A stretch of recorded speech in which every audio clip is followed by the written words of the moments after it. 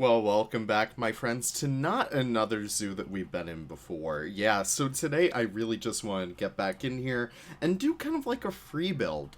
Not really anything for a zoo, not really anything for a project. I just wanted to jump in here and build for the Kiwi. Now, this animal just came out at the time that I've recorded this.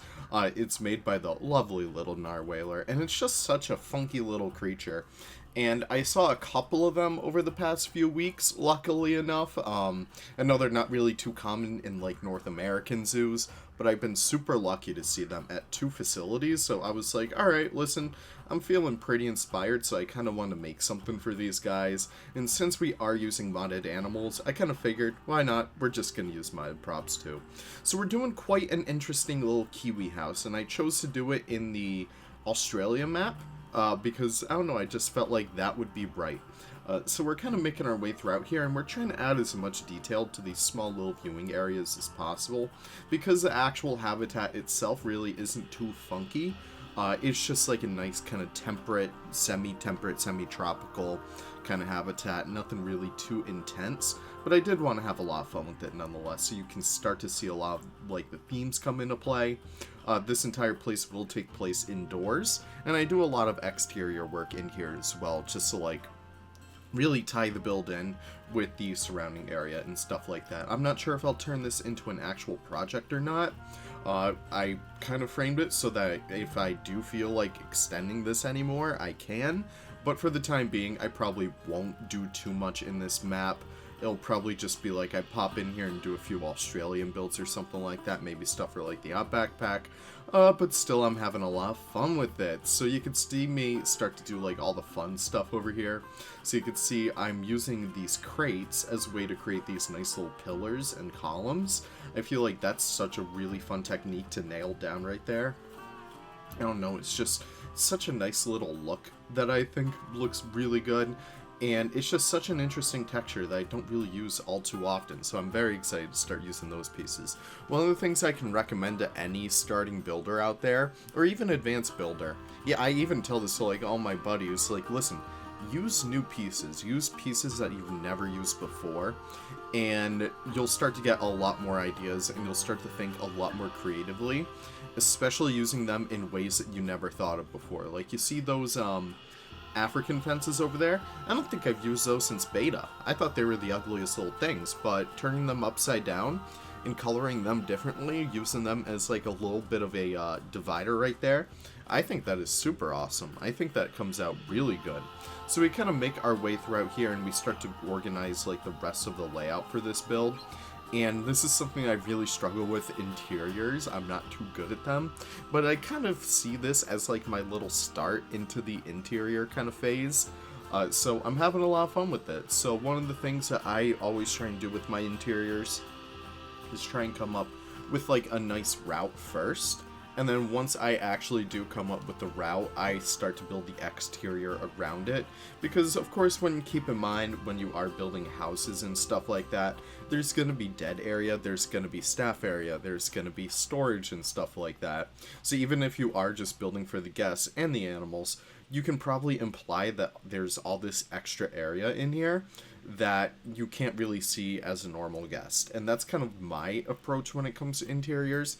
It's always build the kind of hallways first, and then build the shell of the actual house around that, and then it'll all come in very nicely. I think it turned out really good in the end, just because, I don't know, I've never really built like this. It's just super fun. So this is very much inspired off of two zoos that I recently went to. I recently went to both the, I went to both Bronx, and I went to both the Franklin Park Zoo over in Boston, Massachusetts. And they're both incredible institutions, I have to say, and they both have really cool Kiwi habitats. Granted, you can't really see them all too well, that kind of sucks. They are nocturnal animals, so we do keep that in mind. We'll actually get into like the lighting over here once we do get back into the interior. But I'm doing a lot of garden work over here, that's something I really wanted to do. But I was very much inspired off of these places because it takes you through these like twisty hallways before you actually get to the actual exhibit. And that's a way to divert light away from it, because you don't want any like exterior light poking into the habitat, because they are extremely sensitive animals. We don't want any of that coming into play. We don't want to stress them out any more than they already are. So that's something I really do like to see in those kiwi houses. So that's what I'm trying to emulate over here. I'm also doing this small staff pathway back here as a way for the staff to have their own little pathway. Obviously, I know, it's such a crazy idea. But we essentially do that right over there, and we start to line it up pretty well. And I don't know, I'm just very happy with like the staff road access back here. Maybe I may turn this into like its own project. I'm not really sure. I'll just do odds and ends throughout here, and then we'll tie it all together with like a build later down the line. Not really sure what to do over there, but we'll figure it out. So we kind of make our way throughout here, and we start to work on the actual roof. Now, guys, I don't like roofs. I think roofs are the biggest annoyance in Planet Zoo. But I have a few sneaky tricks around that. So I essentially make a outline of the roof over here using the obviously asphalt roof pieces. So we kind of make our way throughout here. We kind of overlap them so we don't get any Z fighting. So you can see I slightly lower or slightly raise them, and then I bring it all the way up to the top so I could get to work back on the interior without all the shadows in the way. Building with the shadows is just such a hassle, if I say so myself. It's so difficult to be able to see what you're actually building, and seeing it in good light just sucks. I just really hate it, but we find a way around it. And we also add some more mulch to the interior of the habitat as well as like the rest of the guest pathway.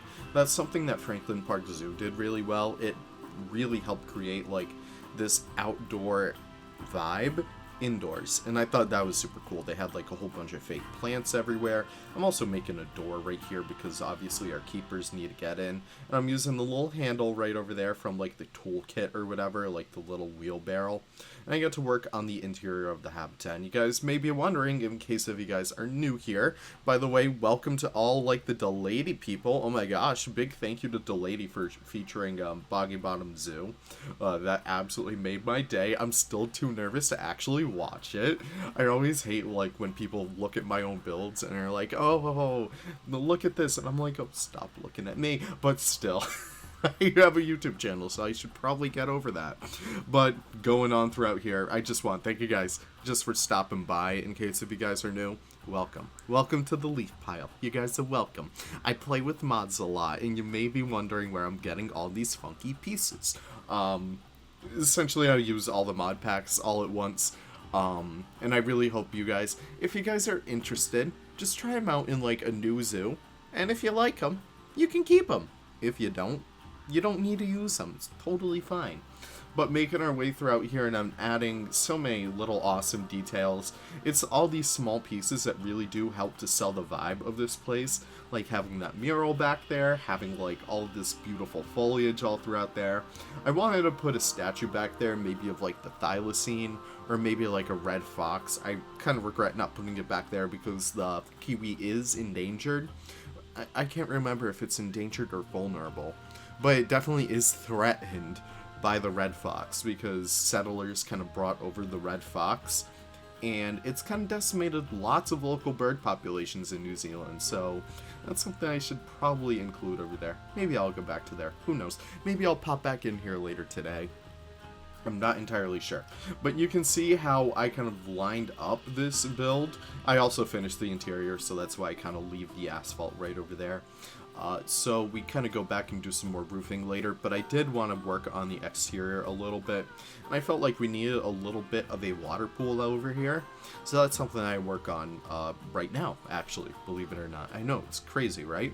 So I'm using a whole lot of different rocks. I'm using those beautiful Outback red rocks. I think they're some of the most beautiful pieces in the game when you use them in this biome. Maybe not in this biome, they look a little but not really sure what you guys are going for with that. But I kind of line this up a little bit more with the fences. I try and find the right one, so I kind of settle on this one. Really nice and simple one. I feel like it's just fitting the vibe very well. I really didn't want to go too crazy with this, with like custom fences and stuff like that.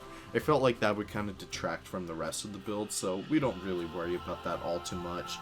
But I did want to line up the roof of this building over here. So I use our handy dandy, Okay, oh, please tell me. Okay, cool, we're still recording. My laptop just, like, fell on my keyboard, so that would have been bad. But we essentially line that up using our South America beams, I believe. And then we also do this little funky pattern over here, so I wanted to have this be, like, kind of, like, sectioned off, half gravel, half mulch. So we go back up in here with the mulch pieces, and I think it turned out really well. It's kind of like a yin-yang kind of thing, but I don't know, it's just very much different from that. So this also functions as a green roof, so I'm very excited to see how all that comes into play. So we throw down a few of those panels up there, and we also include, like, you know, some of the bird's nest ferns and stuff like that. And I think it turned out really good. It's nothing too crazy, it just gives the roof a little bit more depth, because I really didn't want to do, like, you know, a shingled roof or anything like that. I wanted it to be nice and simple, and that's kind of what we do. So it's just nice, it's green.